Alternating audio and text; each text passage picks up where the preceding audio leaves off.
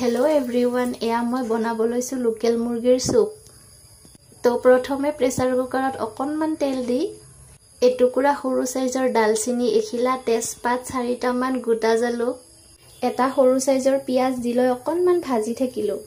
যিহেতু মই আমাৰ লৰা ছোৱালী দুটা খাবলৈকে বনাইছো হেহে তেল মছলা একেবাৰে কমকে ব্যৱহাৰ কৰিছো। পিয়াজখিনি গেলি যোৱালৈ ভাজি লৈ কম পৰিমাণৰ আদা নহৰু পেষ্ট অলপমান কেঁচা গোন্ধ যোৱালৈ ভাজি ললো।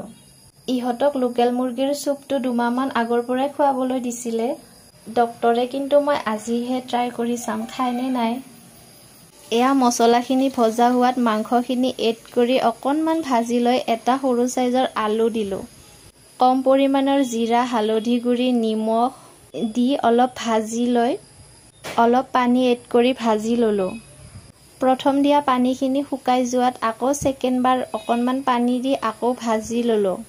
এইখিনি পানীও শুকাই যোৱালৈ ভাজি লৈ শেষত বেছিকে পানী দি মান ধনিয়া অকণমান দি 5-6টা চিটি মাৰিবলৈ দিলো।